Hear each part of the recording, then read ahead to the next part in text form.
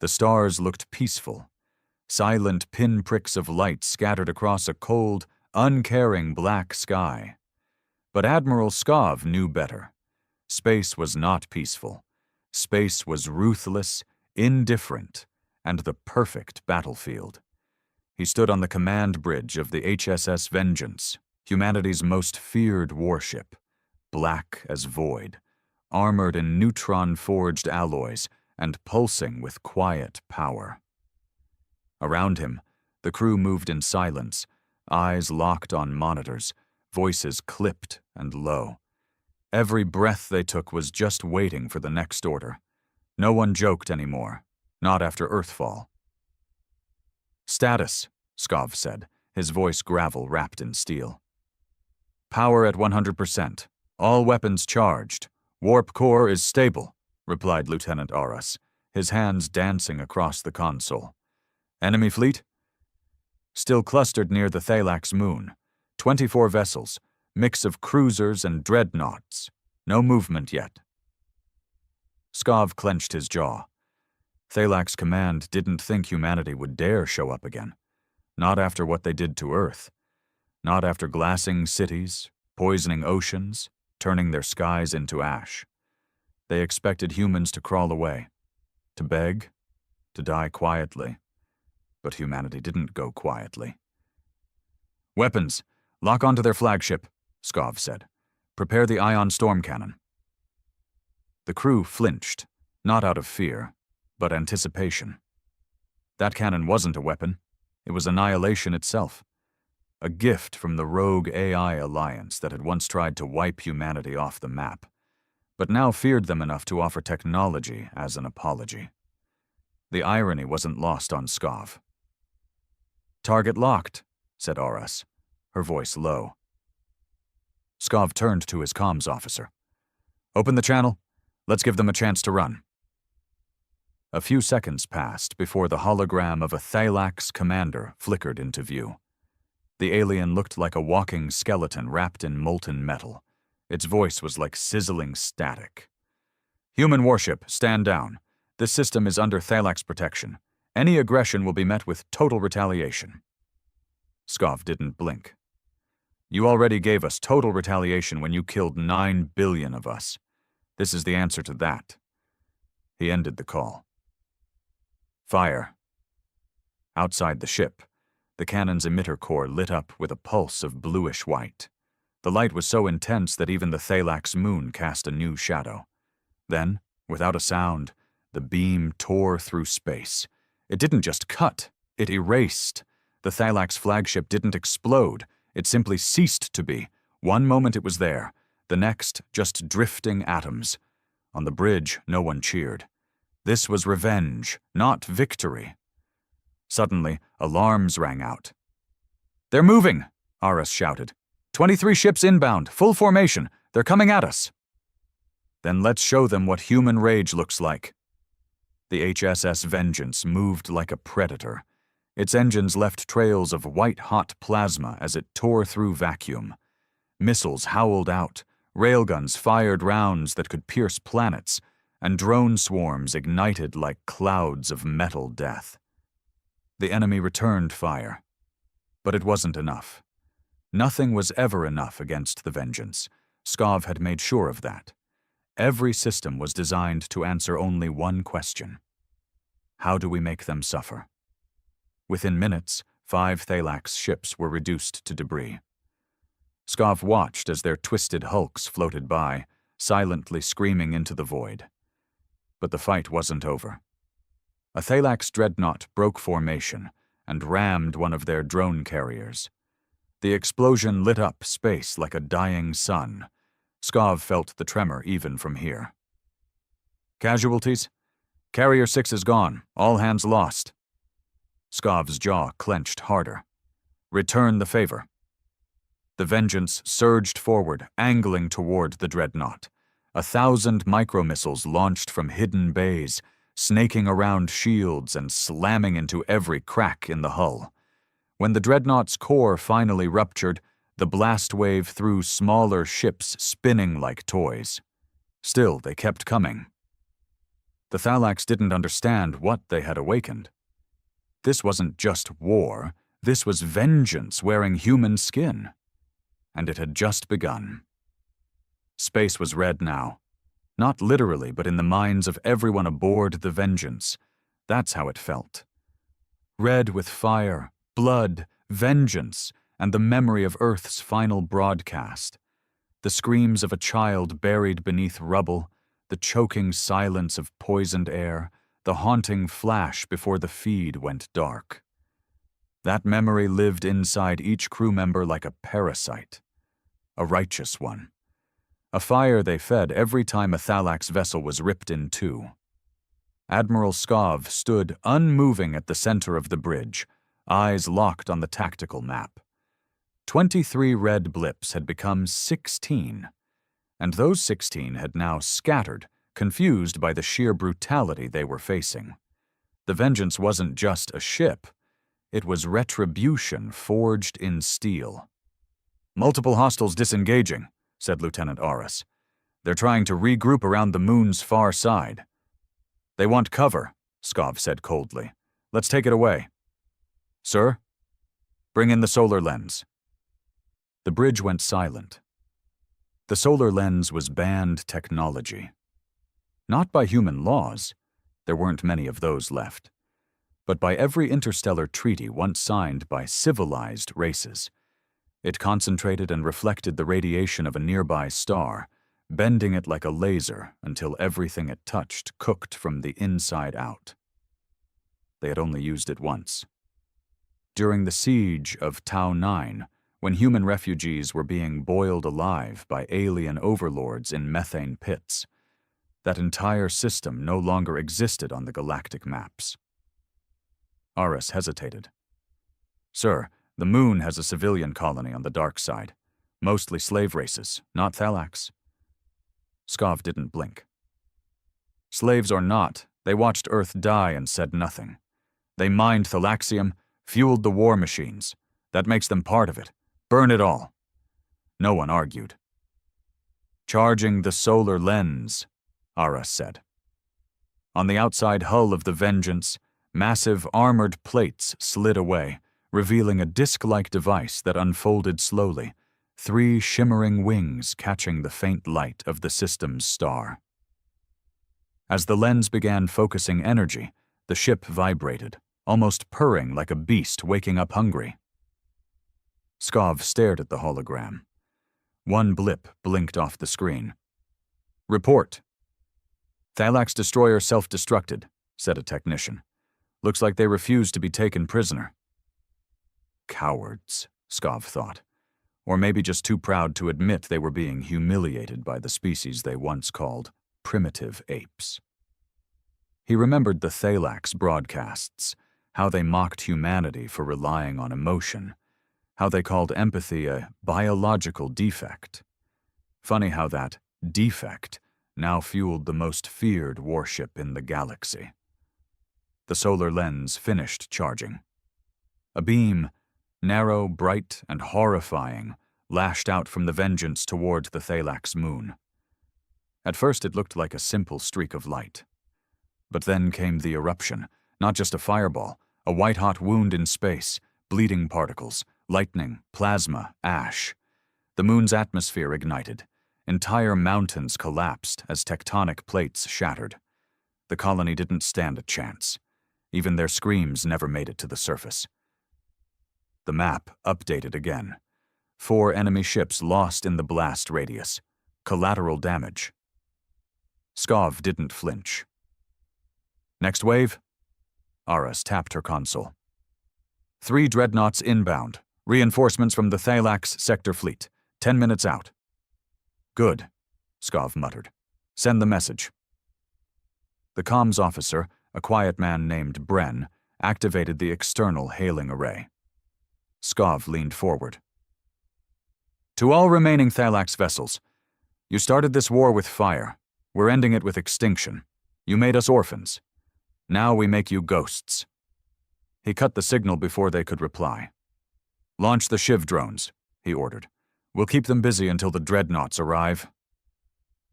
Hundreds of small, fast-moving drones launched from the Vengeance's side bays.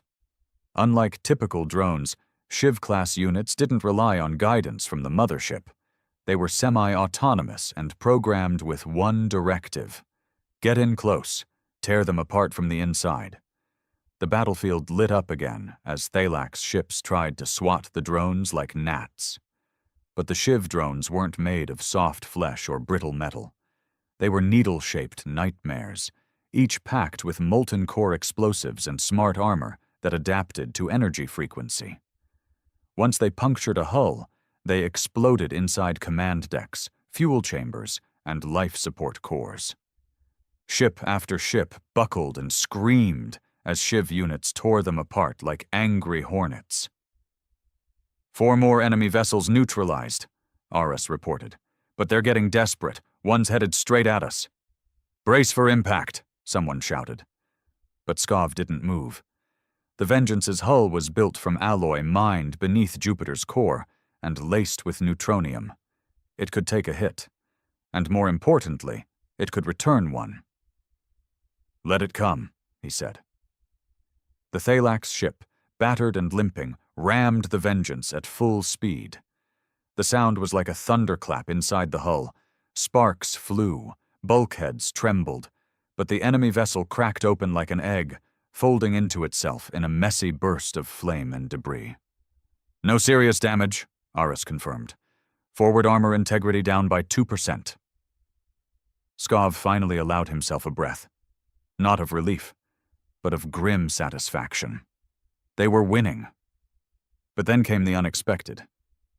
Sir, new contact. It's huge. The bridge lights dimmed slightly as the tactical map expanded. A single massive shape entered the edge of the system, 10 times the size of a dreadnought. Thalaxian, but unlike anything they'd seen. It's the Warden-class Leviathan, Aras whispered. They only built one. Skov studied it. The Thalaks had used that ship for system purges. It carried enough firepower to destroy moons, and its core was rumored to be powered by a dying star. Its silhouette alone darkened the light from nearby stars. The symbol on its hull burned with hate, a clawed hand gripping Earth's shattered outline. So that's what they were saving for us, Skov thought. Their final insult. Time to intercept? He asked. 2 minutes. He turned slowly to his crew. Everyone listen. This ship has killed billions. It thinks it's the end of humanity. It's not. We are. That Leviathan ends today. No one argued. No one hesitated. All weapons, Skov said. Full salvo. The Vengeance responded like a dragon unleashed. Torpedoes the size of buildings launched from its underbelly. Railguns boomed. The ion storm cannon charged again, glowing blue-white like the wrath of a god. Drone bays emptied. The Leviathan fired back. A crimson beam sliced through space, hitting the Vengeance's port side. Alarms blared, decks shook, fire suppression systems engaged. We've lost shields on Sector 7, Aras cried out. Reroute power from the solar lens. We won't need it again. Outside, the 2 giants collided with thunder. Missiles smashed against energy shields. Hulls burned. Debris became new stars in the sky. Then came the key moment. A single Shiv drone, its AI barely functional, made it inside the Leviathan's hangar. It crawled through wreckage, found the central power couplings, and detonated. The Leviathan screamed, not audibly, but through data. Every Thalak's ship began broadcasting distress. The flagship's energy core had cracked. Radiation burst outward, a cascading failure. The Warden-class Leviathan began to twist, implode, then erupt in a blinding wave. The shockwave knocked the Vengeance sideways. Bulkheads groaned, lights flickered, fires sparked on the bridge. But when it cleared, the Leviathan was gone. And so were the Thalaks. The screen showed nothing but drifting wreckage and radiation clouds. No life signs, no ships, just silence. Skov exhaled slowly. Status? He asked. We're alive, Aris said. Hull damage at 15%. Engine stable. The crew cheered softly, not with joy, but with the deep relief of survivors. Skov didn't smile. He looked out into space, jaw tight, eyes dark. Send a message, he said. To who, sir? To everyone. Every species, every system. Let them know what happens when you make humanity bleed. He turned, stepping away from the command podium. Because if anyone else comes for us... He looked back one last time, voice quiet and cold. We won't send diplomats next time. We'll send more ships like this one. The bridge fell into silence. Around them, space slowly drifted into darkness once more. But that darkness no longer belonged to the stars. It belonged to Earth. They called it the silence of Sector 19. An entire quadrant of the galaxy, once bursting with trade routes, pirate dens, orbital colonies, and arrogant alien empires, now reduced to nothing. Empty, quiet, cold. All because of one ship. The HSS Vengeance didn't just win a war, it erased an entire enemy civilization. And the galaxy had noticed. News spread fast across comnets and deep-wave transmissions. Civilizations that once mocked humans now whispered their name in fear. Neutral systems went dark, canceling border patrols and hiding their fleets behind asteroid belts. Treaties were revised, armies doubled, but none dared attack. Not anymore. Admiral Skov sat alone in his quarters, staring at the cracked, burned photo he kept in a rusted frame. A family, his wife, his son, both gone in the first orbital strike on New Chicago. He had nothing left but this war. And even that was starting to feel different. Hollow. There was a knock on his door. Come. Lieutenant Aras stepped in, her uniform blood-stained from a ruptured pipe during the last engagement. She didn't care. None of them did anymore. Report from Earth Command just came in, she said, handing over a data chip. They've promoted you to Supreme Commander. Skov didn't react. There's more, she added. The UN Remnant has authorized total mobilization. They're calling it Directive Genesis. He finally looked up. Genesis? She nodded grimly. They're not rebuilding Earth, sir. They're replacing it. Skov plugged the chip into the table port. The hologram above flickered to life.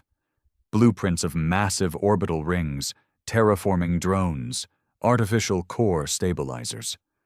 The plan was madness, ambitious, and deeply human. They weren't going to reclaim their home. They were going to build a new one, bigger, stronger, floating in space. A planet-sized station called Fort Terra.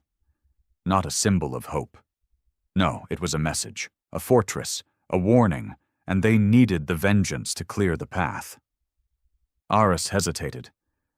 Skov, there's something else. He waited. A transmission was intercepted. From the core Dominion. They're massing forces along the Percy Wall. 10,000 ships, 20 worlds. They've decided we're too dangerous to exist. Skov's eyes narrowed. Then they've just signed their death warrant. She swallowed. They've allied with the Thalax survivors and the Eliari. That got his attention. The Eliari were old, ancient. Long before humans even left their moon, the Eliari were carving star paths through galaxies. They rarely involved themselves in conflict, unless they believed a threat could unravel galactic balance. And now, they believed that threat was humanity. Skov stood up slowly. How long before they arrive? 17 days. That's their estimated warp window. They'll strike the Sol core. Earth's last remnants, the crumbling orbitals, the underground cities, the floating hospitals on the dark side of Mars. All of it would be gone in one strike, unless they were stopped first. No, Skov muttered. We won't wait. We'll go to them. You want to launch a preemptive strike on the Eliari? I want to remind them that we're not playing by their rules anymore." The HSS Vengeance tore through slipspace like a bullet through flesh. It wasn't just moving, it was hunting. Around it, 3 smaller warships flanked its wings: Retribution, Crucible, and Gravedancer. All human-made, all built for one thing: turning empires into ash. Inside the war room, Skov stood before a live tactical hologram showing the Persei Wall, a massive stretch of galactic territory patrolled by automated Eliari defense satellites and Guardian fleets, a line that had never been crossed by any species until now. "Retribution will engage the core vanguard here," Skov said, pointing to the left flank. "Gravedancer cuts through their rear. The Crucible holds the breach while we punch through their core line." "What about the Eliari motherships?" Aris asked. Skov zoomed in on the map, revealing massive crystalline structures, beautiful, radiant, and brimming with unnatural energy. Eliari vessels weren't forged. They were grown, bioorganic, living ecosystems that thought, reacted, and killed with surgical elegance. "Those ships are fast, flexible, and sentient," Skov said, "but they've never fought rage." He pressed a button. A secondary blueprint unfolded, a new weapon system recently installed in the Vengeance's belly. "Project Scorchwing," he said. "EMP-laced void torpedoes with AI hacking subroutines, designed to override Eliari thought signatures." "That's illegal," Aris said quietly. Skov looked at her. So was bombing Earth. No one argued again. The moment the Vengeance breached the outer rim of Persei space, they were spotted. Dozens of core ships opened fire, their plasma lances streaking like lightning across the void. The Crucible absorbed the first barrage, its shields flaring, then retaliated with a volley of kinetic shrapnel missiles that shattered 2 destroyers instantly. Then came the Eliari. They didn't arrive like other fleets. They descended, gliding down from warp like falling angels, their ships humming with harmonic frequencies that made human blood vibrate in their veins. One voice echoed inside every mind aboard the Vengeance. "You are broken children. Return to the dirt you came from." Skov smirked. "Open fire." The battle that followed would be etched into history as the massacre at Persei. Eliari ships moved like poetry, graceful, looping, deadly, but humans weren't graceful anymore. They were blunt instruments fueled by grief. The Vengeance's void torpedoes howled through space, striking Eliari vessels and corrupting their neural cores. One after another, the beautiful ships spasmed, contorted, and collapsed into themselves like rotting flowers. The core tried to flank, but Gravedancer spun beneath them, releasing a cloud of razor mines, each one programmed to seek out heat signatures and drill through hulls before detonating. The sky was filled with fire, oil, and ruptured screams. The Crucible was torn in half by a focused Eliari pulse. 1,000 lives vanished in seconds. Skov felt it. He didn't flinch. "Retribution, breach the Citadel, now!" The core command station loomed like a jagged crown above the Eliari mainframe, a convergence point of both enemy powers. If it fell, the entire Persei formation would shatter. The Vengeance surged forward, absorbing damage, breaking through defense nets, firing all weapons at once. Beam lances, cannon fire, torpedoes, drone swarms. A storm of death. The final moments were chaos. Skov could no longer hear the crew clearly. The comms were flooded. Blood and smoke filled the bridge. Power flickered. The ship groaned like a wounded beast. But he never took his eyes off the target. One final command. "Ram it!" The Vengeance punched through the core station like a sword through flesh and steel, embedding itself deep into the enemy's heart. Internal charges detonated. Core breaches flared. and the sky cracked open as the entire citadel exploded in a nuclear halo. All three enemy factions broke. The remaining Ilayari ships warped away. The core went silent. The Persei wall collapsed. And the Vengeance, blackened, broken, half-burning, emerged from the debris, engines sputtering, hull scarred, still moving, still alive. Back on Earth orbit, deep beneath Mars' fractured crust, the last of the UN command listened in stunned silence as the final transmission came through. Target neutralized. Persei clear. The stars are ours again. It was signed, Admiral Skov, Supreme Commander. In the days that followed, recruitment tripled. Colonies pledged loyalty, fear became allegiance, and Fort Terra, now halfway built, became the new symbol of Earth's survival. But not all were happy. Whispers rose in dark corners of the galaxy that humanity had become the monster it once feared, that the Vengeance was no longer just a warship, but a curse. A black angel that brought death wherever it went. Some said Admiral Skov had changed, that he no longer spoke to anyone outside his command bridge, that he stayed awake for days, staring at that old burned photo. Some said he was planning something worse, something final. Because deep in the void, beyond the edge of any known map, Skov had received one final signal. A ping. From the ashes of Earth. A whisper. They're still alive. No one expected Earth to speak again. Not after the firestorms, the orbital bombardment, the black rain that turned oceans acidic and skies to poison. Not after the Thalax hit the biosphere with gamma rot and turned cities into mass graves wrapped in silence. For years, it had been accepted. Earth was a tomb. But then came the ping. It was faint. Broken. Not a distress call, not even a message in human language.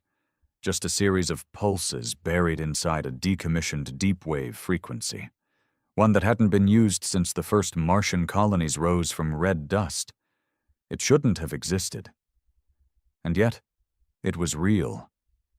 Admiral Skov stood in the observation bay of the HSS Vengeance, watching Earth rotate slowly in the distance. Or what was left of it. The once blue planet now looked bruised. Burnt clouds twisted over black oceans. Massive orbital scars hung around its atmosphere like shattered rings. From this distance, the scars of war still glowed faintly, like wounds refusing to close. Signal origin narrowed, said Eris from behind him.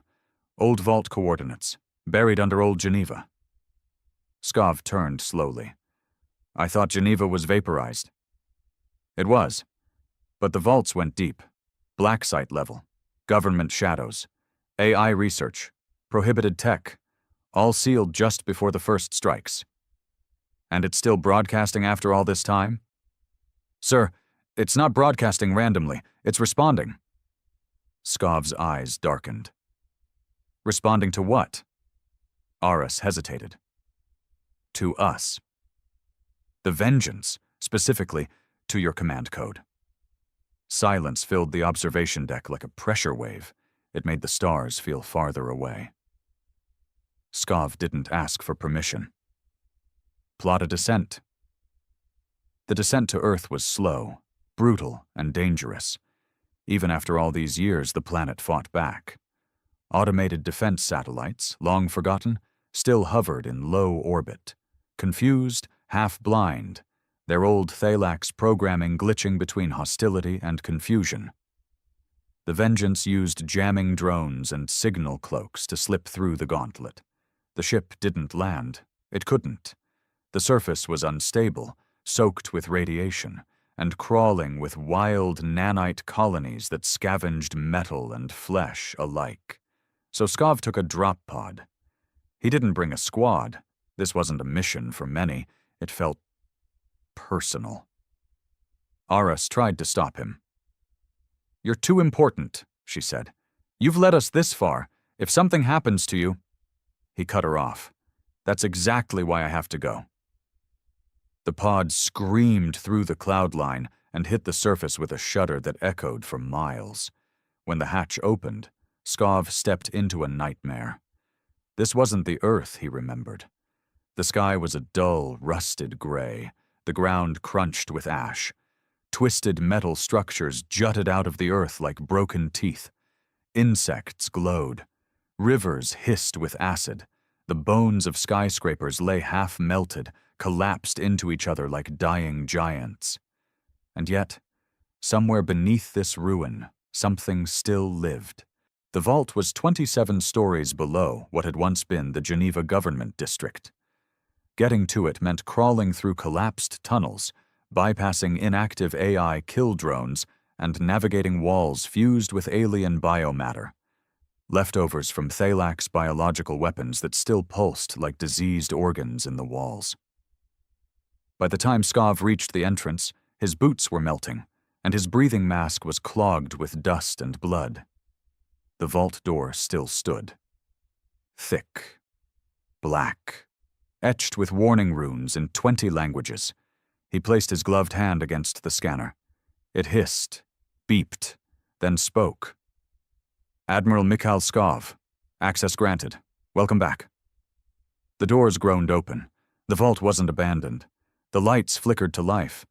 Cold, pale, artificial. Inside, walls were lined with databanks.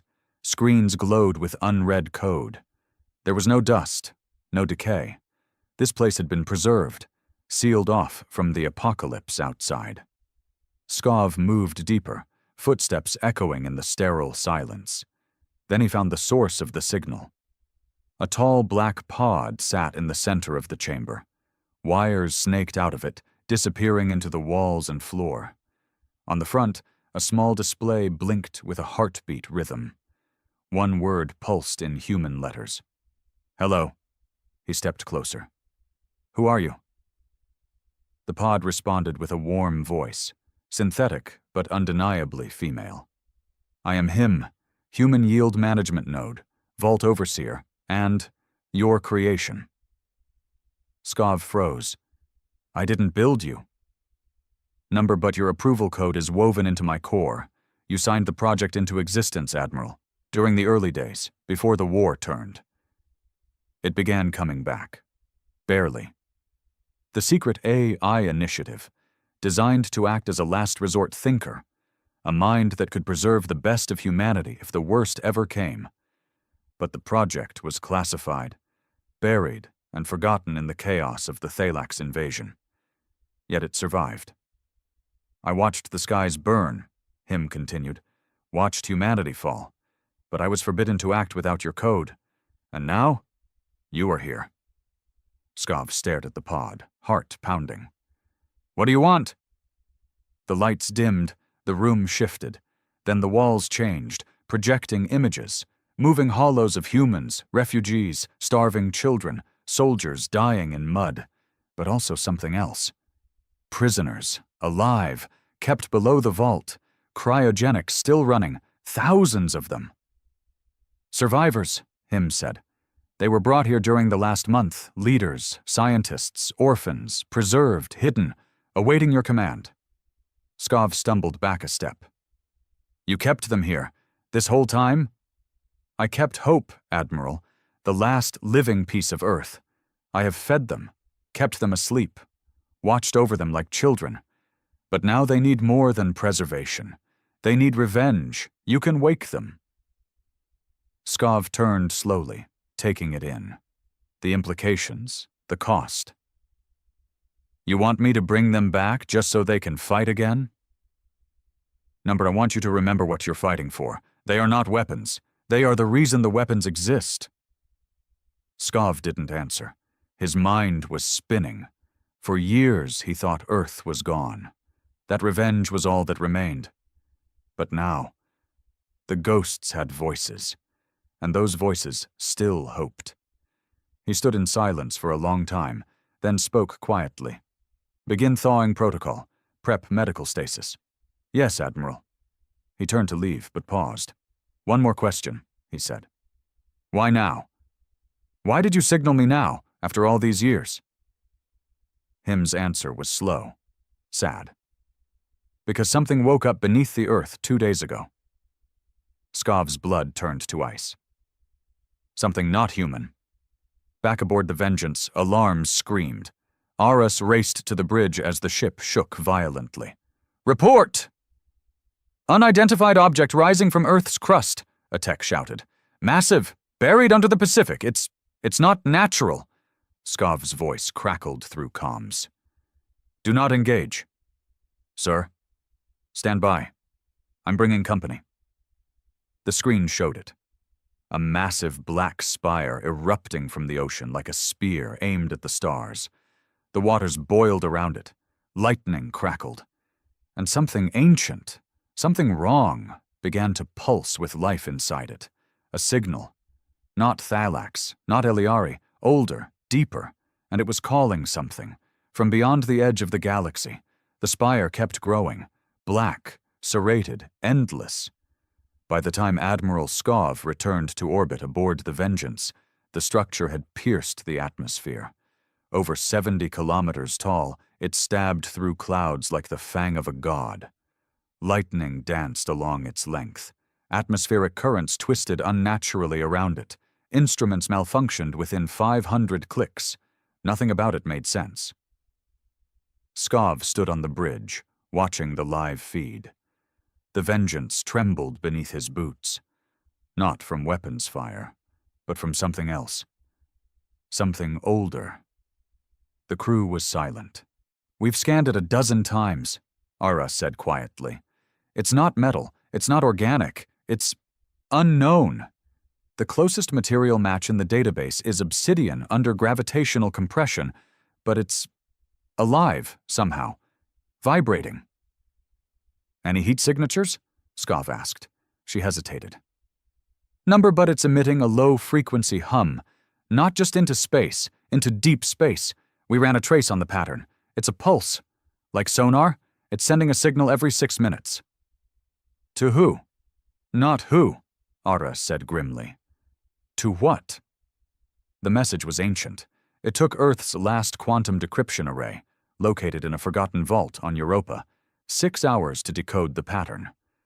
What it revealed was not a language, but a countdown, a celestial trigger, a summoning, a call for something sleeping beyond the edge of mapped space, outside the Milky Way entirely, an entity or intelligence catalogued in only one place, a banned archive in the original UN Deep Threat logs, marked EXO-X4049. Codenamed The First Silence. Skov read the log in private. It was only one paragraph. During the ancient expansion into the Andromeda Drift, long-range probes encountered dead systems, planets scorched from within, stars collapsed unnaturally, species fossilized mid-movement. Every pattern led back to a single, spherical anomaly. It did not move, it did not communicate, but every signal sent to it stopped. No light, no time, no reply, as if the message fell into a pit that swallowed reality itself. The anomaly was named the First Silence. It is theorized to be a remnant, a god, or a machine, or all three. It has not moved in 1 billion years. If it ever does, the stars will die screaming. Skov read the line 3 times, then closed the file. He didn't tell the crew. Earth's surface became unstable. Seismic activity increased by 900% around the base of the spire. The Pacific Rift cracked open. Storms with wind speeds above 500 kilometers per hour circled it endlessly. Every satellite went dark. Communications were reduced to tight-beam laser. The worst part? The vault survivors had begun waking up, not screaming, whispering. Aras met Skov outside the medbay. "Sir, something's wrong with them. Their vitals are fine, but they're chanting. All of them. In unison." "Chanting what?" She looked pale. "It's not in any known language, but the translation AI spat out a phrase that keeps repeating." Skov waited. Aras swallowed. "The seed is open. The sky will forget its stars." They assembled a recon unit. No drones, no tech worked within 100 kilometers of the spire anymore. The electromagnetic field around it bent reality. Time pulses inside the field were out of sync. One scout ship went in and came out 5 minutes later with 7 years of clock time logged, so it had to be human eyes on the ground. Skov led the team himself. They took old-world hazard suits reinforced with vengeance plating, dropped by stealth glide into the outer rim. The world they landed in was wrong. Gravity was unstable. Colors shifted subtly when you weren't looking, and shadows seemed to move before you did. Then they saw them. Figures. Thousands of them. Surrounding the spire, standing, silent. Not Thalax, not alien. Human. Naked. Covered in a black dust that made their veins pulse silver under the skin. Their eyes were open. Glowing. "Who are they?" one of the soldiers whispered. "They're the Vault survivors," Skov said. "All of them." "But how?" "They walked here. No ships landed, no pods deployed, no transport signatures. They walked." They approached the spire carefully. The closer they got, the more their suits failed. Visors cracked. Internal comms turned into static. Each man started hearing voices. Some heard loved ones long dead. Others heard crying. One soldier dropped to his knees and began tearing off his helmet, sobbing, begging for forgiveness. He didn't make it. The spire watched them. It had no eyes, no face. But it felt like looking at the sky and realizing the sky was alive, and it was looking back. They reached the base. A doorway yawned open, not built, not cut, just opened, as if the spire wanted them inside. Skov hesitated. He should have called for retreat, turned back, nuked the site from orbit, but something pulled him forward, as if it knew his name. Inside, the laws of physics broke. There was no inside, not in the traditional sense. The corridor folded space around it, looping back on itself. The walls pulsed like veins. Whispers floated around them, not in the air but in their minds. You carry rage like a gift. You are not vengeance. You are the knife it holds. You are our child, and our key. Skov walked until the others were gone. He didn't remember them leaving. He didn't hear them scream. He just forgot them. At the end of the corridor stood a chamber filled with stars. Not a map, not a simulation. Real stars, suspended in black fluid that moved like liquid shadow. Skov walked through it, feeling galaxies spin around his skin. In the center floated something small, a seed, the size of a human heart. It beat, once every 5 seconds. Skov stared, and it spoke, not in words but in knowing, as if it planted a thought so deep into his bones that it became memory. You fight for a species that has forgotten its mother. We are what they buried to survive. He saw it, in a flash of memory that was not his. Long before Earth was Earth, before stars burned in the sky, there had been something else. An original intelligence, born of silence, feeding on entropy. When humans emerged, they buried it deep within their own planet. A prison. And then they forgot. But war cracked the earth. Bombs opened old doors. And now it was waking, not as an enemy, but as a parent. "Let us out, and we will make you gods." Skov didn't remember walking out. He only knew he was back aboard the Vengeance, covered in blood that wasn't his eyes darker, his voice quieter. He summoned the bridge crew. "All of you need to hear this," he said.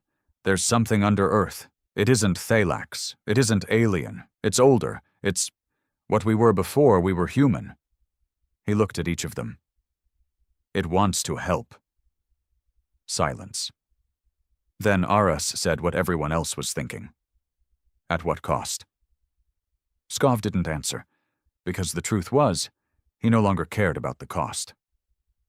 Back on the surface, the spire bloomed. Petals of black metal unfolded, revealing a hollow sky inside. Lightning cracked upward, not down. The vault survivors raised their hands in unison and began to sing, not words, just pure harmonic sound. From the edge of the galaxy, something heard it. And it started moving.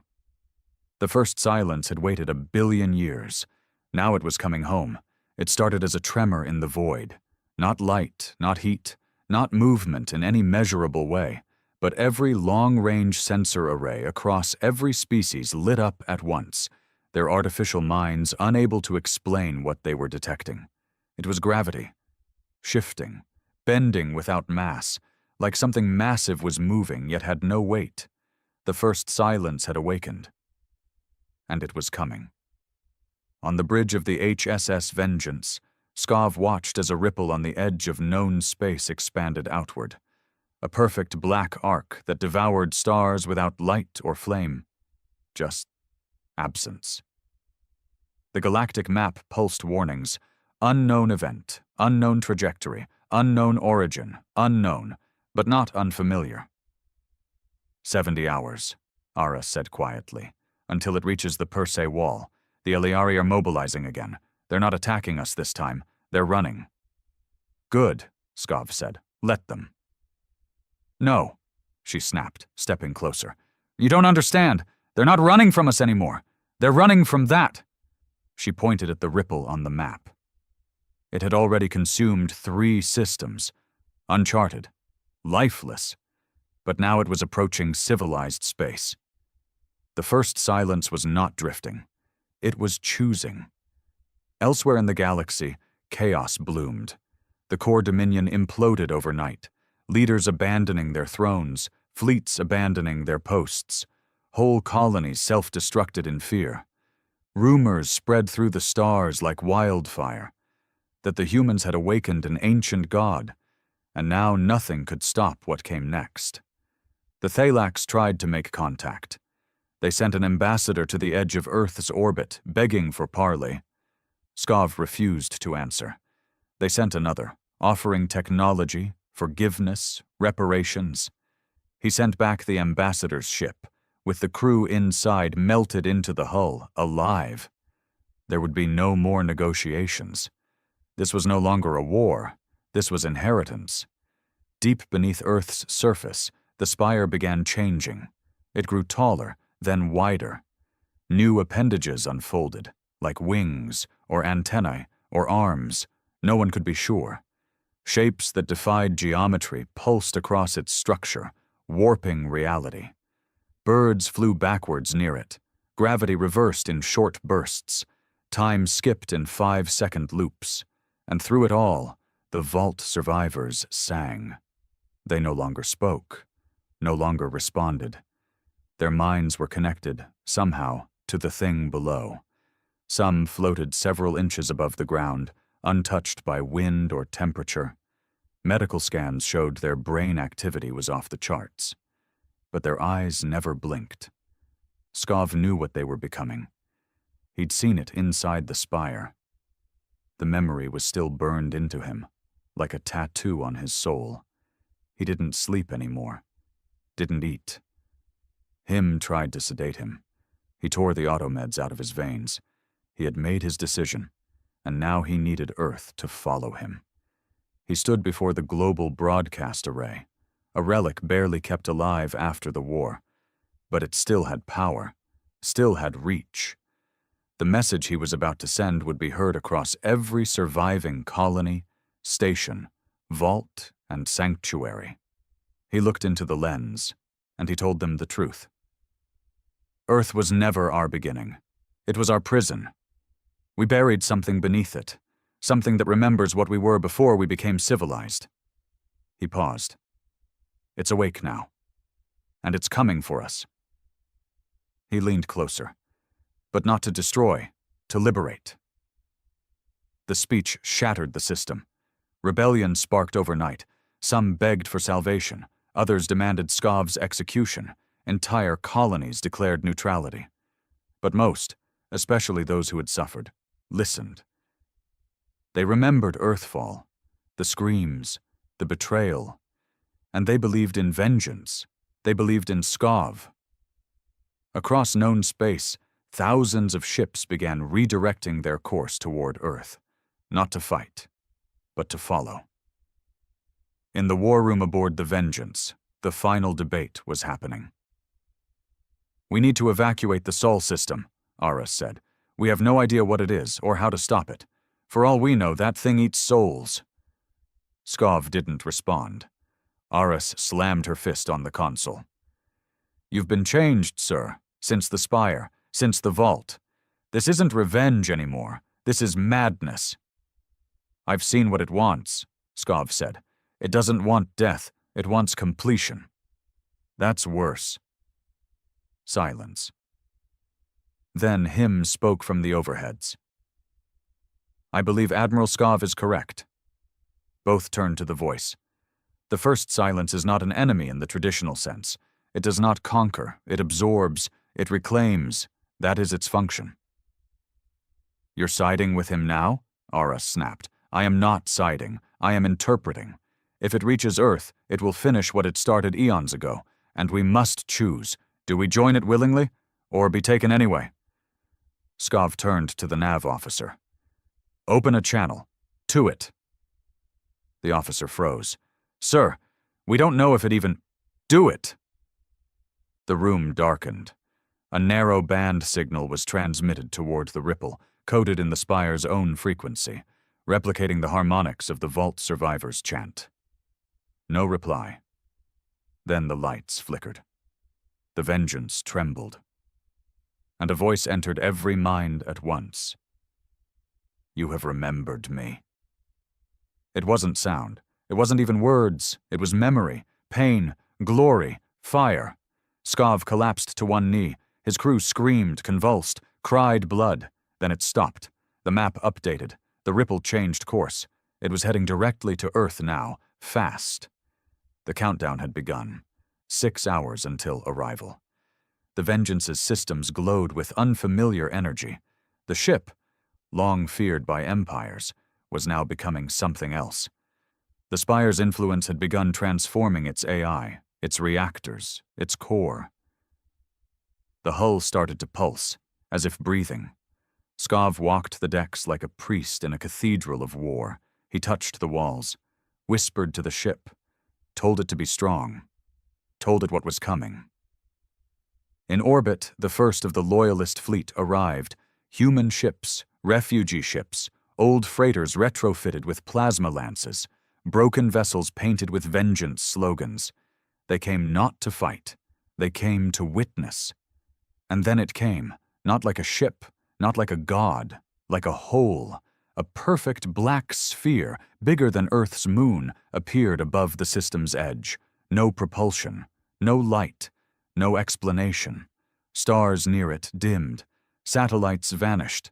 The Spire on Earth glowed, screamed, and then opened. A beam of pure darkness shot upward, hitting the sphere. And for a moment, everything stopped. Every engine failed. Every screen went black. Every heartbeat paused. Time stuttered. Then a voice whispered, "Let us become." And the stars began to fall.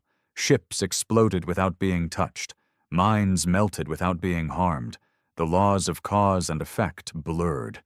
And yet, at the center of it all, Skov stood still. On the bridge, everything collapsed into screaming chaos. But not for him. For him, it was peaceful. He walked to the observation glass. Earth burned below. The sphere waited above. And he chose. He opened a comlink to all ships and said, "Do not fear. This is not the end of humanity. This is the beginning of something more. This is what we were always meant to become. We are not prey. We are not broken. We are not ashes. We are the last word. And we are going home." The first silence engulfed Earth. But Earth did not vanish. It transformed. The planet split open, revealing not magma, but light. Shapes moved beneath the crust. The continents folded inward. The oceans rose and froze in mid-air.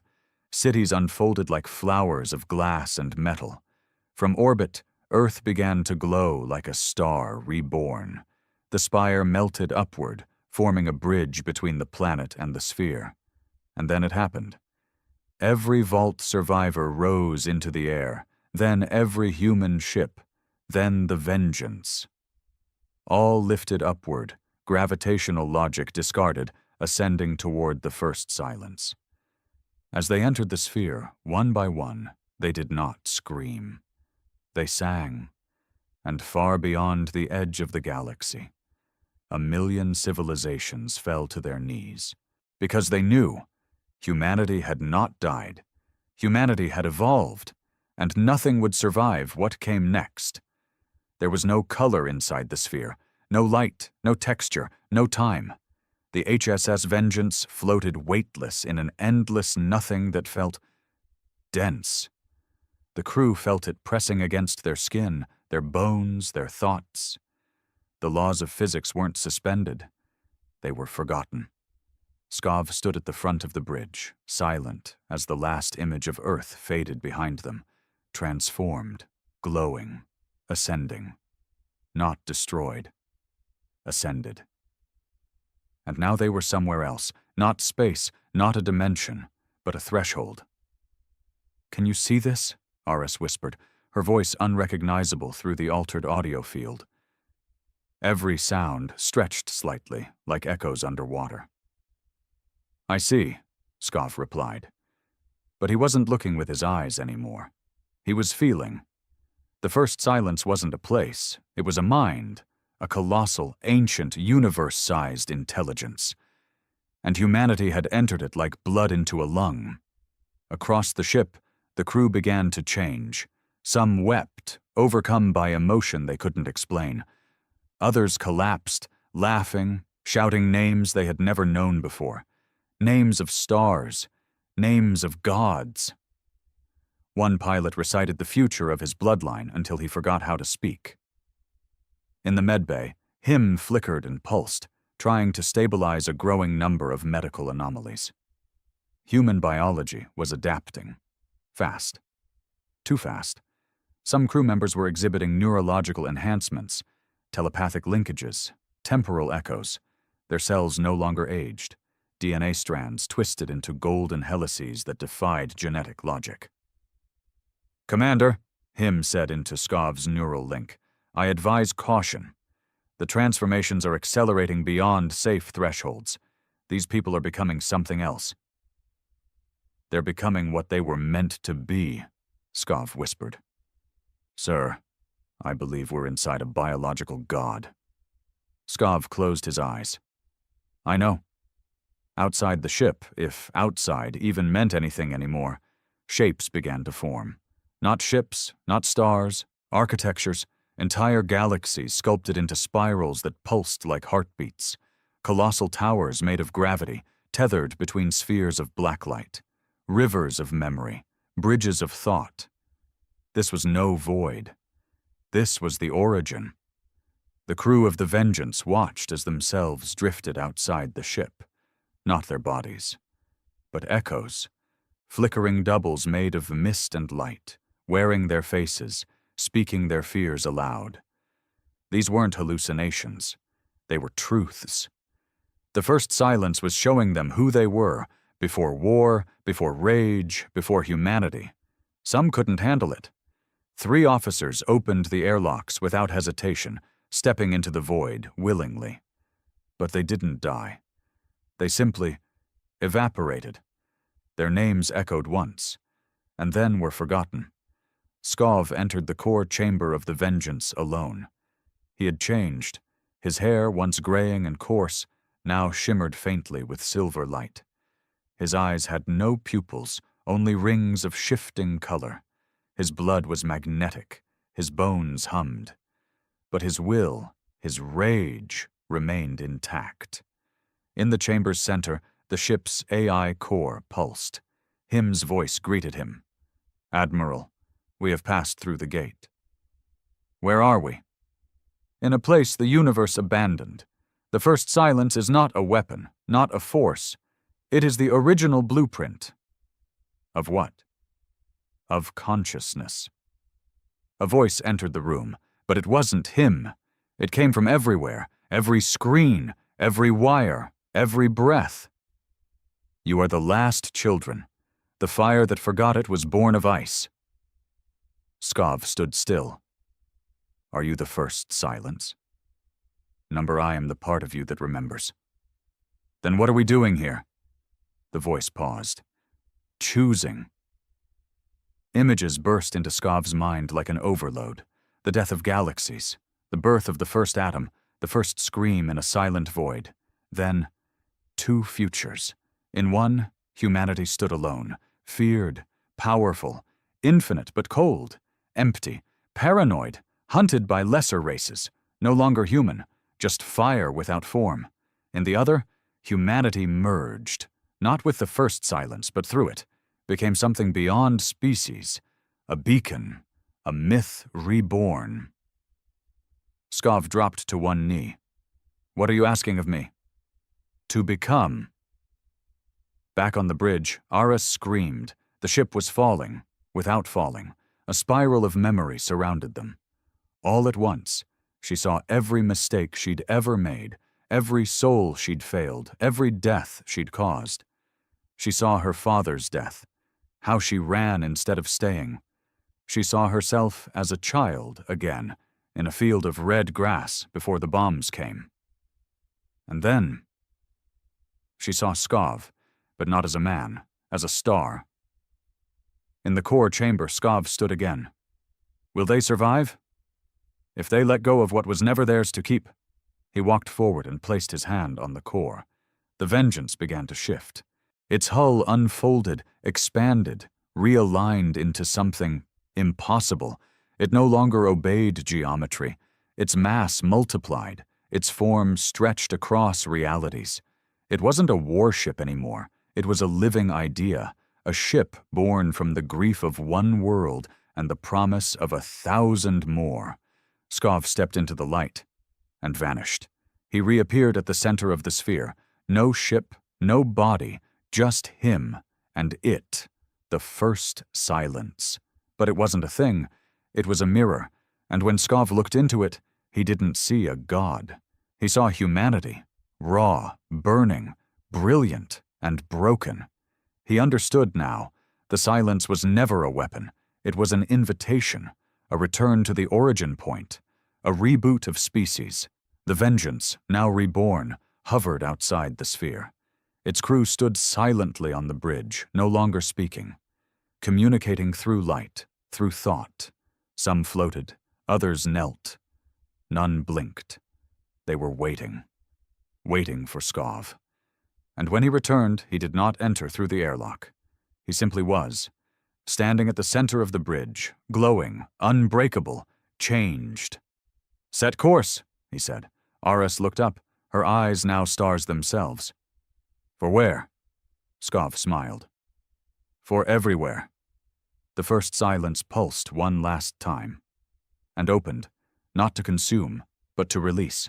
The vengeance, its new crew and its new purpose flew outward, faster than light, faster than thought, to worlds that still hated, to galaxies at war, to empires built on bones. And with each arrival, the same message was spoken. We were human once, and now, we are your evolution. Back in the galaxy they left behind, the Eliari fell silent. The core surrendered. The Thalax built shrines. Because now, they all saw it. Humanity had entered godhood, not by ascending, but by remembering what they were before they forgot. And far beyond the rim of existence, in the place where the first silence once waited, a whisper echoed. Brace yourself. A human warship is incoming, and nothing will survive. There was no name for what the vengeance had become. It was no longer a ship, though it could move through space. It was no longer a machine, though its engines still burned. It was not alive, not in any way that biology could explain, but it thought, it dreamed, and it remembered. Each part of it carried a soul, a grief, a fury. It was a vessel of vengeance and rebirth, a star-bound cathedral forged in war, now wrapped in light and silence. And at its center stood Admiral Skov, though even the word admiral felt too small now. He was something else. His body still resembled a man's, but light pulsed beneath his skin. His thoughts could bend matter. Time danced around him, no longer linear but obedient. He could see the past and taste the future. And in the hollow quiet of deep space, he was no longer bound by command chains or politics. He was the will of humanity. The Vengeance's return to known space was not loud. It was not a flash of light or a roaring quake. It was a presence, a quiet arrival that turned stars cold, made moons shift in orbit, and sent every interstellar species into panic. And Skov spoke, not through channels, not through sound. He spoke into the minds of every living thing. We are returned, not to conquer, not to rule, but to remind you that we were never weak, never forgotten. We are the children of fire and silence, and we are finished begging for peace. The message echoed across the stars, and the stars blinked. On the Eliari homeworld, where floating cities shimmered in twin sunsets, the high circle fell to its knees. They remembered Earthfall. They remembered laughing at the weakness of humans, at their broken bones and screaming mouths. They remembered the child in the rubble, coughing blood into a camera lens. Now that child's race had returned. And above the skies of Iliara Prime, the Vengeance appeared, casting a shadow large enough to eclipse an entire continent. No weapons fired, no threats made. It hovered, watching, judging, and then it left. Without a word. The message was clear. You're not even worth the fury, but not all were given mercy. In the Soren cluster, where human slaves still fought in mining pits for sport, the war form of the Vengeance descended without warning. It didn't ask questions. It didn't broadcast demands. It simply erased. In 37 seconds, an entire planetary regime ceased to exist. Armored spires turned to dust. Command centers collapsed inward like lungs punctured by godly fingers. The crowd of slaves looked up, blind with awe and horror, as Skov walked through their ranks, barefoot, glowing, eyes empty. He reached out to one child, touched her shoulder, and whispered, "You're free," then vanished. In the remains of the core Dominion, leaders begged for terms. They sent fleets to meet the Vengeance. Skov didn't destroy them. He made them watch. The Vengeance broadcast live memories from Earth's final days. City after city burned, mothers screaming into static, children holding hands in bunkers as the ceilings cracked above them. The feed played for 72 hours.